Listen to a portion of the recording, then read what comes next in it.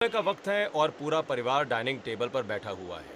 छोटी बहू आराधना रसोई से गर्मा गर्म रोटियां लाकर सबको परोस रही है। वाह भाई आराधना वाह, आज तो सब्जी सचमुच बहुत अच्छी बनी है। उंगलियां चाटने का मन कर रहा है।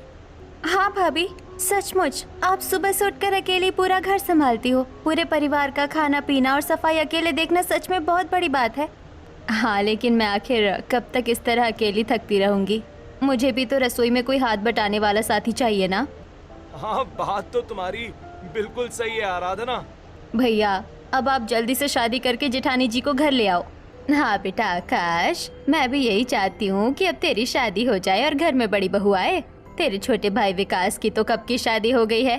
हाँ भैया, अब तो माँ की बात मान लीजिए। आखिर आप कब तक अपनी शादी को ऐसे ही टालते रहेंगे। माँ, तुम्हें तो सब कुछ अच्छी तरह से पता है। पिताजी के अचानक चले जाने के बाद मैंने ही इस पूरे घर को संभाला है। अब मुझे अपनी छोटी बहन सीता की शादी भी बड़े धूमधाम से करनी है। वैसे भी मुझे आज तक कोई लड़की पसंद ही नहीं आई। अच्छा, अब मैं काम पर निकलता हूँ माँ। आकाश और विकास नाश्ता करके अपने अपने काम पर चले जाते हैं। ऐसे ही शाम हो जाती है और आकाश अपनी फैक्ट्री का काम निपटाकर सड़क के किनारे पैदल ही अपने घर की तरफ वापस लौट रहा था। तभी अचानक एक कार सड़क पार करते हुए एक गरीब बूढ़े आदमी को बहुत तेजी से टक्कर मारते हुए वहां से निकल जाती है। बूढ़ा आदमी हवा में उछलकर सड़क पर गिर जाता है। ओए, गाड़ी रोक! ये क्या बदतमीजी है यहाँ? ठोकर मार कर भाग गई। इन रईसजादों को क्या सड़क पर चलते हुए गरीब इंसान दिखाई नहीं देते? आकाश किसी तरह उस बूढ़े आदमी को अस्पताल लेकर पहुंचता है। डॉक्टर उसका ट्रीटमेंट करने के लिए अंदर ले जाता है। आकाश बाहर खड़ा इंतजार करता है। तभी आरती वहां आकर, कैसे है अब वो ठीक तो है ना। हाँ वो तो ठीक है, लेकिन आप कौन है? वो मेरी सहेली के पिता है। मेरी सहेली शहर से बाहर है। मुझे जैसे ही पता चला मैं यहाँ भागी चली आई। वो ठीक तो है ना। हाँ, अब ठीक है वो। एक पता नहीं कौन बेपरवाह रईसजादे ने अपनी महंगी कार से उनको बहुत बुरी तरह से ठोकर मार दी। अमीर लोग होते ही ऐसे हैं। मुझे तो इन अमीर लोगों से सख्त नफरत है। नफरत? पर सभी अमीर एक जैसे तो नहीं होते ना। शायद उसकी कोई मजबूरी रही होगी। कोई मजबूरी नहीं होती इनकी। ये अमीर लोग कभी गरीबों को इंसान समझते ही नहीं है। आरती आकाश की तरफ एक टक बिना पलक झपकाए देखती रह जाती है। उसे देखकर आकाश, अरे सॉरी सॉरी, मैं सचमुच भूल ही गया था कि मैं आपके सामने ये क्या बोल रहा हूँ। मैं एकदम से अपना आपा खो बैठा था और बस। कोई बात नहीं, मैं आपकी भावनाओं को अच्छी तरह समझ सकती हूँ। इसके बाद दोनों एक बेंच पर बैठ जाते हैं। काफी देर तक वो दोनों वहां बैठकर एक दूसरे से बातें करते हैं। तभी ऑपरेशन थिएटर का दरवाजा खुलता है और डॉक्टर बाहर आता है। आकाश डॉक्टर से, डॉक्टर साहब अब वो कैसे हैं? देखिए, चिंता की कोई बात नहीं है, मरीज अब बिल्कुल ठीक हैं। डॉक्टर ये कहकर चले जाते हैं। तब आरती, आकाश, आपका बहुत बहुत धन्यवाद। और हाँ, मैंने उनके घर वालों को भी इन्फॉर्म कर दिया है। वैसे आपने अस्पताल में इलाज का सारा खर्चा खुद ही अपनी जेब से उठाया है। मुझे बताइए कि कुल कितने पैसे हुए हैं। अरे कोई बात नहीं, उस वक्त मेरे पास जितने पैसे थे मैंने काउंटर पर दे दिए हैं। आप प्लीज मुझे बताइए, मैं आपके पैसे रिटर्न कर दूंगी। अच्छा बाबा, ठीक है, आप जिद कर रही हैं तो ये लीजिए मेरा फोन नंबर। आप इस पर मुझे पैसे ट्रांसफर कर दीजिएगा, ओके? बातें करने के बाद दोनों अपने अपने रास्ते निकल जाते हैं। ऐसे ही कुछ दिन बीत जाते हैं। एक दिन आरती आकाश को कॉल करके कॉफी हाउस बुलाती है। दोनों वहां बैठकर बातें करते हुए, आकाश, आप अपने बारे में कुछ बताइए ना। मेरे पिताजी बहुत पहले ही हमें छोड़कर चले गए थे। उनके जाने के बाद मैंने ही पूरे घर को संभाला है। अपने छोटे भाई विकास की शादी करवा दी। अब बस अपनी छोटी बहन सीता की शादी करवाना बाकी है। आपने अभी तक शादी क्यों नहीं की? क्योंकि मेरे टाइप की कोई लड़की मुझे आज तक मिली ही नहीं। अच्छा, तो आपको आखिर कैसी लड़की चाहिए? मुझे एक ऐसी लड़की चाहिए जो गरीब हो और जो मेरी गरीबी को अच्छी तरह समझ सके, जो पैसों के पीछे ना भागे और मेरी भावनाओं को समझ सके। खैर, तुमने तो मेरे बारे में सब कुछ पूछ लिया, अब तुम भी तो कुछ अपने बारे में बताओ। मैं एक अनाथ लड़की हूँ। इस पूरी दुनिया में मेरा अपना कहने वाला कोई भी नहीं है। एक छोटे से किराए के कमरे में अकेली रहती हूँ। दिन भर मेहनत करके कमाती हूँ और खुद को पालती हूँ। बचपन से ही मेरे माता पिता मुझे छोड़कर चले गए थे। वो दोनों भी बहुत गरीब थे। मेरे लिए पीछे कुछ छोड़कर नहीं गए।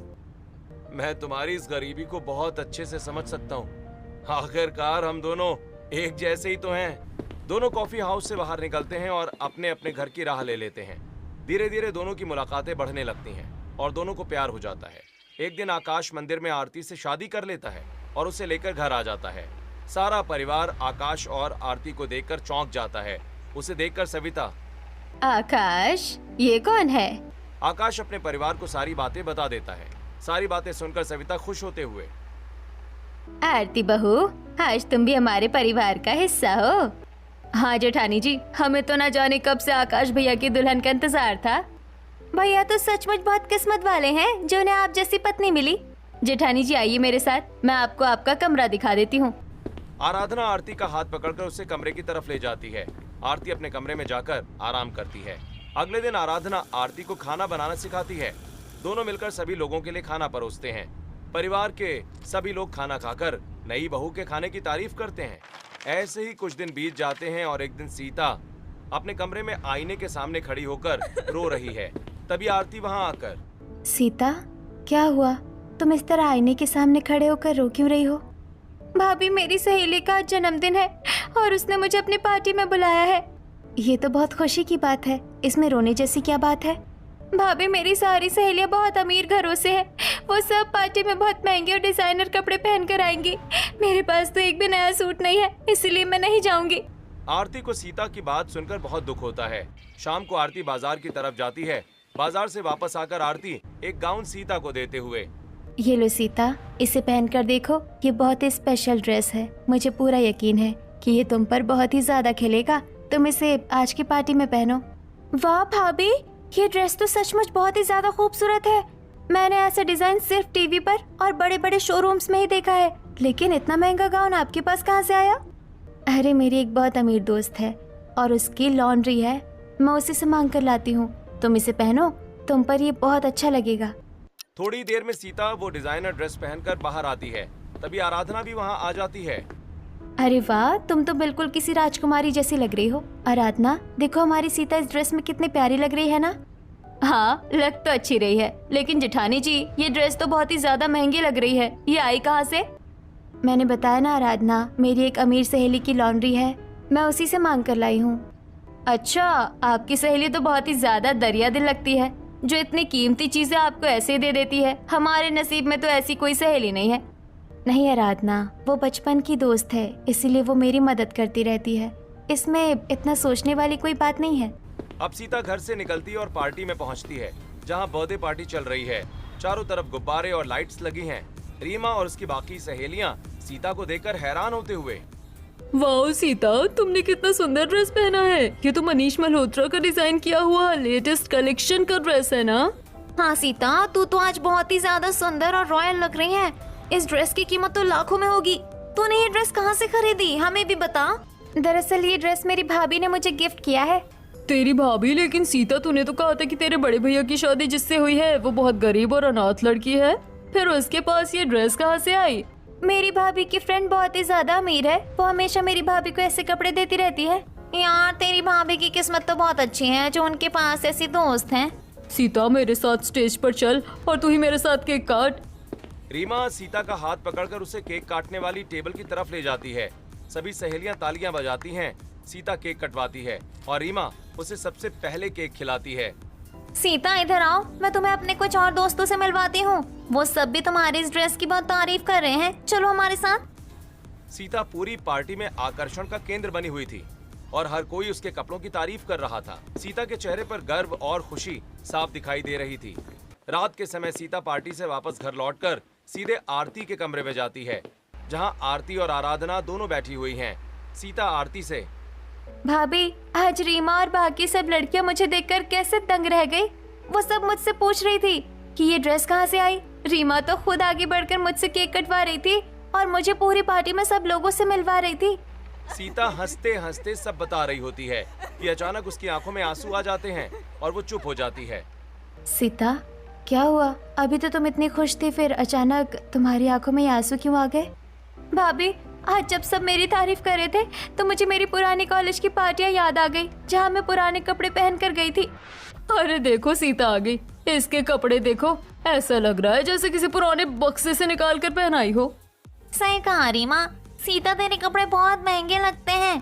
क्या इसे मनीष मल्होत्रा ने डिजाइन किया है? मनीष मल्होत्रा तो बहुत दूर की बात है रीमा। इसकी औकात तो हमारे पड़ोस के मामूली टेलर से भी कपड़े डिजाइन करवाने की नहीं है। पता नहीं कहाँ से ऐसे कपड़े उठा लाती है। यार सीता, तुझे तो बहुत शर्म आती होगी ना, हम जैसे अमीर और हाई फाई लोगों के बीच में रहते हुए और हमारे साथ उठते बैठते हुए। तुम लोग मेरी इतनी बेइज्जती क्यों कर रही हो? मैंने तुम्हारा क्या बिगाड़ा है? भगवान ने चाहा तो देखना, एक दिन मैं भी मनीष मल्होत्रा का डिजाइन किया हुआ ड्रेस पहनकर दिखाऊंगी। सीता की बात सुनकर उसकी सहेलियां और ज्यादा ठहाके लगाकर हंसने लगती हैं। सीता रोते हुए वहां से भाग जाती है। सीता, तुम अब उन पुरानी बातों को याद करके अपना मन बिल्कुल भी छोटा मत करो। उनको जो बोलना है बोलने दो, तुम अपना दिल दुखी क्यों करती हो? हाँ सीता, जेठानी जी बिल्कुल सही कह रही है। आज तो तुमने उन सबको करारा जवाब दे ही दिया ना। अब रोना बंद करो और जाकर कपड़े चेंज कर लो। सीता अपने आंसू पोंछती है और मुस्कुराते हुए अपने कमरे में चली जाती है, लेकिन आराधना वहां बैठकर मन ही मन। इतनी सी बात पे सीता ने जेठानी जी को इतना बड़ा रिस्पॉन्स दे दिया। सिर्फ एक ड्रेस क्या लाकर दे दी, उनकी तारीफ के कसीदे पढ़ने लगी। ऐसे ही कुछ दिन और बीत जाते हैं। एक दिन आराधना झाड़ू लगाते हुए आरती के कमरे के अंदर पहुंचती है। बेड के नीचे सफाई करते वक्त उसका हाथ किसी चीज से टकरा जाता है। आराधना झुककर उस डिब्बे को बाहर निकालकर खोलती है। उसके अंदर एक कीमती स्मार्ट वॉच दिखाई देती है। आराधना उसे ऑन करके देखते हुए अपने आप से, ये तो रडार की ओरिजिनल वॉच है। इतनी महंगी वॉच, ये तो कई लाख की होती है। ये घड़ी जेठानी जी के कमरे में मिली है, जो खुद को अनाथ और गरीब कहती है। उनके पास ये लाखों की घड़ी कैसे हो सकती है? जरूर कुछ गड़बड़ है। तभी कमरे के दरवाजे पर आरती आ जाती है। आरती आराधना से, जेठानी जी, आपके कमरे से ये रडार की वॉच मिली है। अरे हाँ, ये घड़ी तो मेरी ही है। मैं इसे काफी दिनों से पूरे घर में ढूंढ रही थी। अच्छा हुआ जो ये तुम्हें सफाई करते वक्त मिल गई। लाओ, इसे मुझे दे दो। इतनी महंगी घड़ी आपके पास कहाँ से आई? अरे ये महंगी घड़ी नहीं है, ये तो सिर्फ 150 रुपए की मामूली वॉच है और ये रडार की फर्स्ट नकली कॉपी है। आरती हंसते हुए आराधना के हाथ से घड़ी ले लेती है, लेकिन आराधना मनी मन, 150 रुपए की स्मार्ट वॉच ऐसी बिल्कुल नहीं दिखती। इसमें तो बहुत सारे एडवांस फीचर्स दिख रहे थे जो सिर्फ ओरिजिनल में होते हैं। आराधना कमरे से बाहर निकल आती है, लेकिन उसका दिमाग लगातार उसी घड़ी के बारे में सोच रहा होता है। वो मनी मन एक फैसला कर लेती है। जेठानी जी बहुत सफाई में झूठ बोल रही हैं। मुझे हर हाल में पता लगाना पड़ेगा कि इस घड़ी और उसके गरीब होने का असली राज क्या है। उसी दिन से आराधना आरती पर हर वक्त नजर रखने लगती है। ऐसे ही कुछ दिन बीत जाते हैं।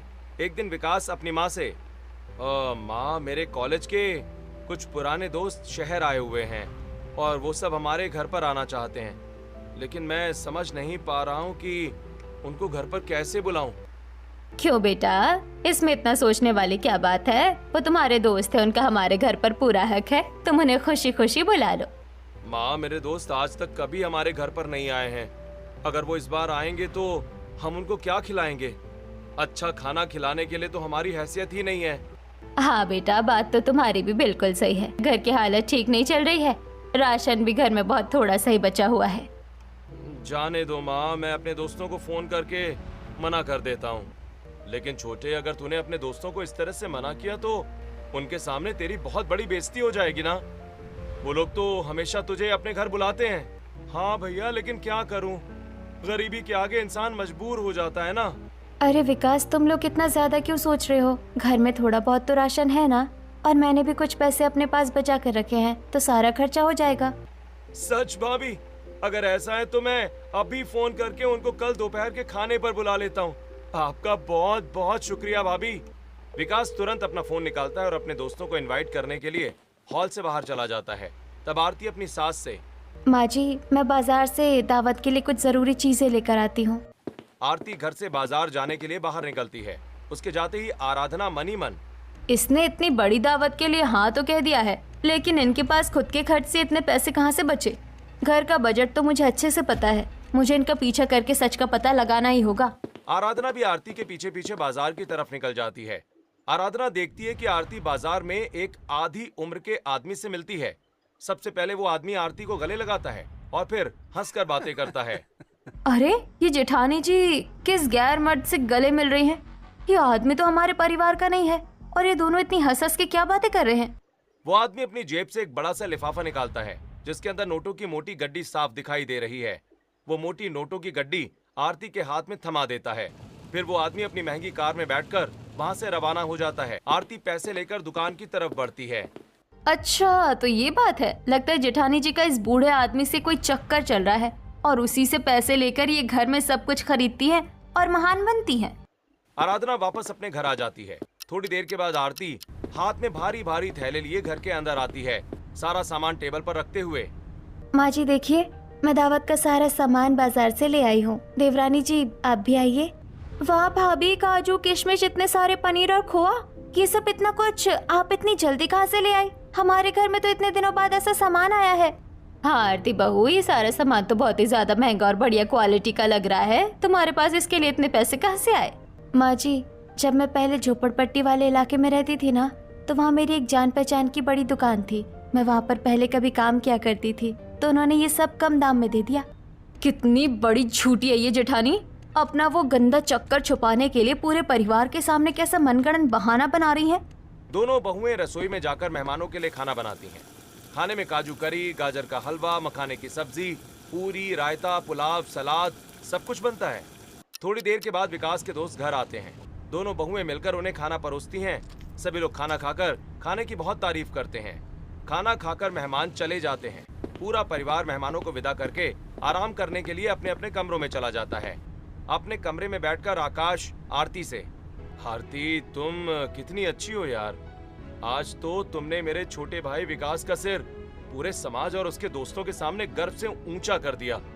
मैं आज तुमसे बहुत ज्यादा खुश हूँ। ये तो मेरा फर्ज था जो मैंने पूरा किया। तभी अचानक आकाश के फोन पर किसी मधुर का कॉल आता है। आकाश घबराते हुए फोन को स्पीकर पर डालकर बातें करते हुए, हेलो आकाश, देखो तुमने बहुत दिन पहले मुझसे अपने छोटे भाई की शादी के खर्चे के लिए कर्ज लिया था, याद है? लेकिन तुमने अभी तक मेरा वो कर्जा नहीं उतारा है।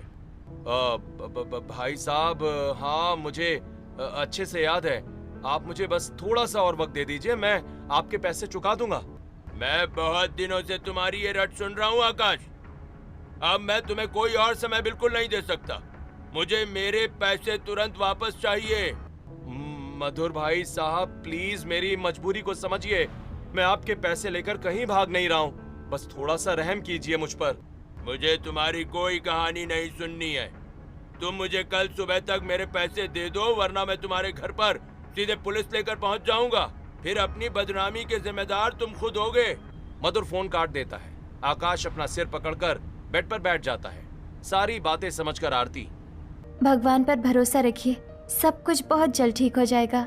अगले दिन सुबह आकाश सभी को मधुर के फोन और पुलिस की धमकी के बारे में बता रहा होता है। तब सविता, हे भगवान, हमारे घर पर पुलिस आएगी, समाज में हमारी क्या इज्जत रह जाएगी। सीता की शादी के लिए कल को कोई लड़का हमारे दरवाजे पर कदम नहीं रखेगा। माँ जी आप चिंता मत कीजिए, मैं अपनी एक पुरानी सहेली से उधार मांग कर देखती हूँ। मुझे पूरा यकीन है कि वो मेरी मदद जरूर कर देगी। ठीक है आरती, अगर तुम्हारी सहेली इतने पैसे उधार दे देगी तो ये तो बहुत अच्छी बात है। जैसे ही मुझे फैक्ट्री से सैलरी मिलेगी, मैं तुम्हारे दोस्त के पैसे लौटा दूंगा। शाम के समय आरती घर से बाहर निकलती है। आराधना पहले से ही अपना फोन हाथ में लिए तैयार बैठी थी। जैसे ही आरती बाहर जाती है, आराधना दबे पांव उसके पीछे निकल पड़ती है। आरती एक कॉफी शॉप के अंदर पहुंचती है। आराधना शीशे के पीछे से अपना फोन निकालकर वीडियो रिकॉर्डिंग ऑन कर लेती है। वो देखती है कि आरती उस बूढ़े आदमी से मिलती है और उससे बातें करती है। बूढ़ा आदमी उसे नोटों की गड्डी निकालकर थमा देता है और उसे गले लगाता है। फिर आरती, मुझे कुछ एक्स्ट्रा पैसे भी चाहिए, क्योंकि माँ जी ने कहा था कि बहुत जल्द ननद सीता को देखने के लिए लड़के वाले आने वाले हैं। हम आखिर ये गरीब होने का नाटक कब तक करते रहेंगे बेटा? आज नहीं तो कल सबको सच बताना ही पड़ेगा ना। मैं वक्त आने पर खुद सबको सब कुछ बता दूंगी, लेकिन अभी इस घर में किसी को कुछ भी पता नहीं चलना चाहिए। अभी हमें इस बात को राज ही रखना होगा। ठीक है, जैसी तुम्हारी मर्जी। जब भी तुम्हें पैसों की जरूरत पड़े तुम घबराया मत करो और मुझे तुरंत कॉल कर दिया करो, ओके? हाँ ठीक है चाचा जी, मैं आपको ही तो कॉल करती हूँ। आपकी सिवा इस दुनिया में है ही कौन मेरा, जिस पर मैं इतना भरोसा कर सकूं। बूढ़ा आदमी कॉफी शॉप से बाहर निकलकर अपनी आलीशान कार में बैठकर चला जाता है। आराधना पूरी बात और वीडियो रिकॉर्ड करके अपने आप से, जेठानी जी शराफत की आड़ में इतना बड़ा गेम खेल रही हैं और पूरे घर से छुपा भी रही है कि उनका इस उम्रराज आदमी के साथ अफेयर चल रहा है। आराधना वापस घर आ जाती है। शाम को आकाश जब फैक्ट्री से घर लौटता है तो आरती उसके हाथ में 50,000 रुपए रखकर ये लीजिए पैसे, मेरी सहेली ने दे दिए हैं। और माँ जी, मैंने उससे कुछ एक्स्ट्रा पैसे भी मांग लिए हैं, क्योंकि आपने कहा था ना कि सीता को देखने वाले लड़के वाले आ रहे हैं। हाँ बेटा, तुमने बहुत अच्छा किया। हमारी सीता के भाग्य खुल गए। जो तुम जैसी लक्ष्मी इस घर में बड़ी बहू बनकर आई, तुमने हमारे घर की लाज बचा ली। अगले कुछ दिनों में सीता को देखने के लिए लड़के वाले उनके घर आते हैं। आरती और आराधना मेहमानों की खातिरदारी की तैयारियों में लगी होती हैं। तभी सुधीर के पिताजी, भाई हमें तो आपकी लड़की बहुत पसंद है। हमें दहेज नहीं चाहिए, लेकिन मेहमानों की आव भगत बहुत अच्छी होनी चाहिए। आप खाने पीने का सारा इंतजाम किसी बड़े लॉन में ही करिएगा। भाई साहब, खाने का इंतजाम बड़े लॉन में? हमारे पास तो इतने पैसे, हम भला इतने बड़े लॉन का खर्चा कैसे उठा पाएंगे? कोई बात नहीं माँ जी, हम सब संभाल लेंगे, आप चिंता मत कीजिए। सब कुछ बहुत अच्छे से लॉन में ही हो जाएगा। चलिए, ये तो भाई बहुत अच्छी बात है। तो फिर हम शादी की बात पक्का समझते हैं और हम चलते हैं। नमस्ते। लड़के वाले खुश होकर वहाँ से चले जाते। उनके जाते ही सविता परेशान होकर आरती से, बेटा आरती, तूने उन लोगों के सामने ऐसा क्यों कह दिया? एक बड़े लॉन की बुकिंग और दहेज के लिए कम से कम 20 लाख रुपए की जरूरत होगी। हम इतने पैसे कहाँ से लाएंगे? भगवान पर भरोसा रखिए माँ जी, सब कुछ हो जाएगा।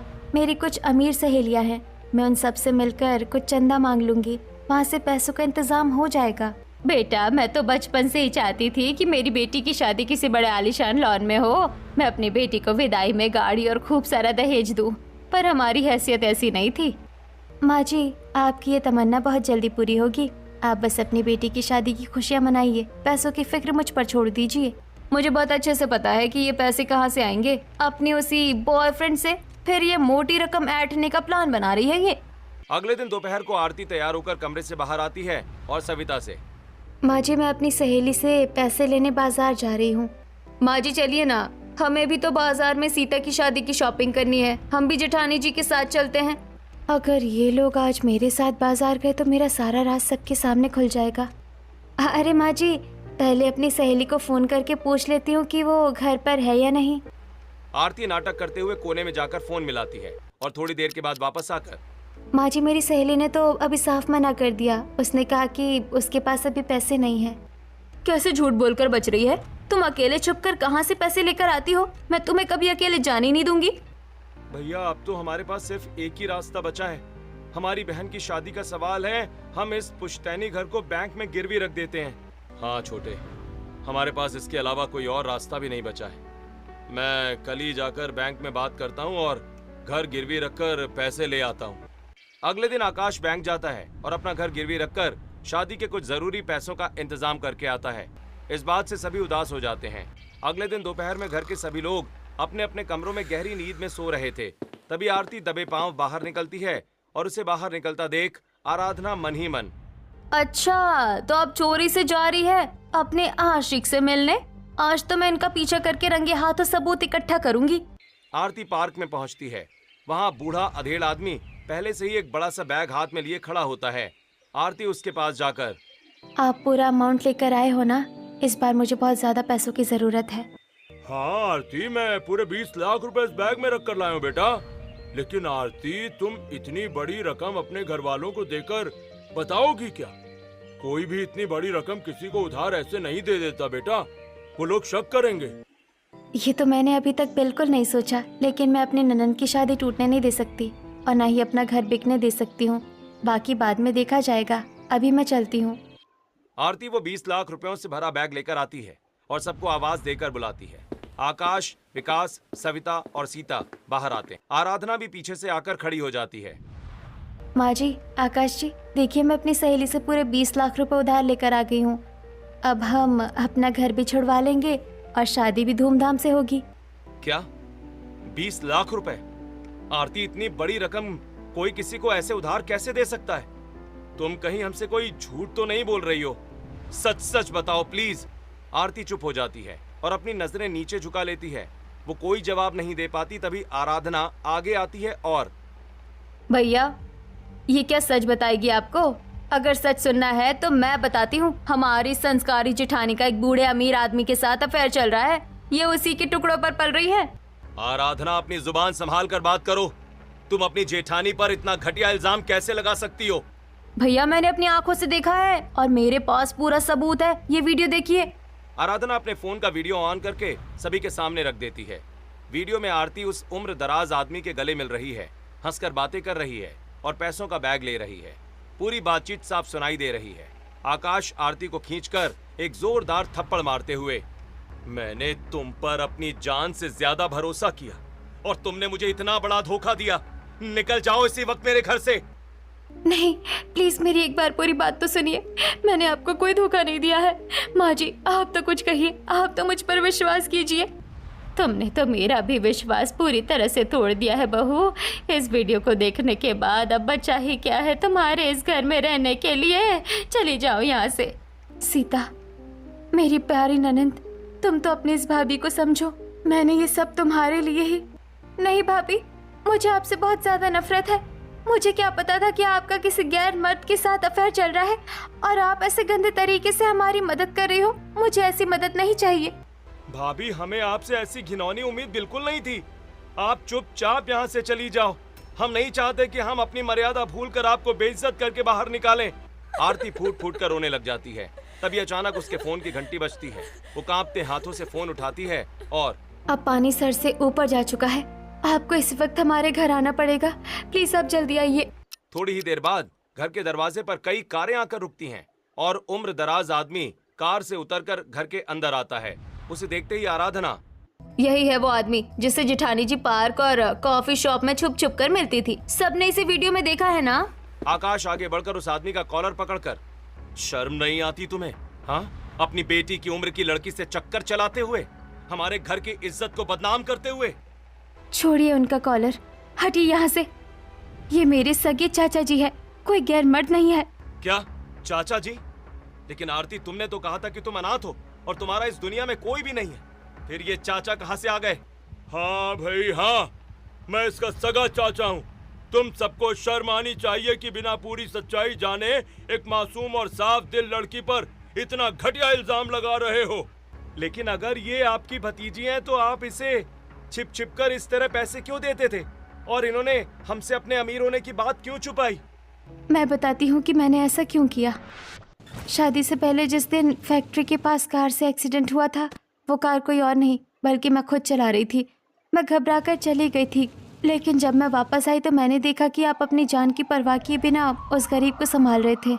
मुझे आपसे पहले नज़र में प्यार हो गया, लेकिन जब मैंने अस्पताल में आपसे बात की तो मुझे पता चला कि आप अमीर लड़कियों से सख्त नफरत करते हैं। इसीलिए घर आकर मैं चाचा जी को सारी बातें बताई। चाचा जी, मैं उस लड़के से ही शादी करना चाहती हूँ। आज तक मुझे जो भी लड़का मिला उसने मेरी दौलत देखकर मुझसे शादी करनी चाहिए, लेकिन ये पहला लड़का है जो अमीर लड़कियों के घमंड से नफरत करता है कि मुझे हमेशा खुश रखेगा। लेकिन बेटा, तू तो सिंघानिया इंडस्ट्री की अकेली मालकिन, एक करोड़पति लड़की है। फिर भला वो तुझसे शादी क्यों करेगा? चाचा जी, मुझे आकाश का प्यार पाने के लिए गरीब और अनाथ लड़की होने की एक्टिंग करनी पड़ेगी। ठीक है बेटा, अगर तेरी खुशी इसी में है तो मैं भी खुश हूँ। आरती की ये सच्चाई सुनते ही पूरे घर के पैरों तले जमीन खिसक जाती है। आकाश का सिर शर्म से झुक जाता है। जेठानी जी, मुझे माफ कर दीजिए, ये सब मेरी ही गलती है। मुझे पहले आपसे पूरी तरह कंफर्म करनी चाहिए थी, लेकिन मैंने शक के चक्कर में पूरे परिवार को गुमराह किया। मुझे माफ कर दीजिए। आरती, मुझे अपनी इस हरकत पर बहुत ज्यादा अफसोस है यार। मैंने बिना सोचे समझे तुम पर हाथ उठा दिया। मैं तुम्हारी सच्ची मोहब्बत के काबिल ही नहीं हूँ। मुझे माफ कर दो। बेटा आरती, हम सब गुनहगार है तुम्हारे। तुमने हमारे घर को बचाने के लिए इतना बड़ा त्याग किया और हमने तुम्हें बदचलन कह दिया। हमें माफ कर दो बहू। कोई बात नहीं माँ जी, आप सब मेरे अपने हैं। अपनों से कैसी नाराजगी। सुबह का भूला अगर शाम को घर लौट आए तो उसे भूला नहीं कहते। तभी सविता के फोन पर सीता के होने वाले ससुराल वालों का फोन आता है। हेलो समधन जी, हमारे यहाँ शादी की सारी तैयारियां पूरी हो चुकी हैं। बारात लेकर हम कल सुबह आपके बताए हुए लॉन में पहुँच रहे हैं। आरती अपनी सास के हाथ से फोन लेते हुए, अब बारात आप वहाँ नहीं बल्कि शहर की सबसे आलीशान बंगले सिंघानिया हाउस में लेकर आइए। आरती पूरे परिवार को साथ लेकर शहर के सबसे महंगे और आलीशान सिंघानिया विला पहुंचती है। बहुत बड़ा बंगला देखकर सविता, आराधना और सीता की आंखें फटी की फटी रह जाती हैं। आरती सिंघानिया खानदान की इकलौती करोड़पति वारिस है। घर के बाहर कई महंगी कारें खड़ी हैं। बहू आरती, ये इतना बड़ा बंगला तुम्हारा है? तुमने तो मेरी जिंदगी की सबसे बड़ी तमन्ना पूरी कर दी। मुझे तो अभी भी यकीन नहीं हो रहा है कि मैं किसी महल में खड़ी हूँ। अगले दिन सीता की शादी बहुत ही ज्यादा धूमधाम और शाही अंदाज में सिंघानिया विला से संपन्न होती है। आरती अपनी ननद को विदाई में एक आलीशान चमचमाती कार और खूब सारा दहेज देती है। सीता, हमेशा खुश रहना। इस भाभी का आशीर्वाद हमेशा तुम्हारे साथ है। सीता रोते हुए अपनी बड़ी भाभी आरती के गले लग जाती है। पूरा परिवार खुशियों के आंसुओं के साथ मुस्कुराता है। आरती और आकाश एक दूसरे का हाथ थाम लेते हैं और इस खूबसूरत मोड़ पर हमारी ये कहानी यहीं पर समाप्त हो जाती है।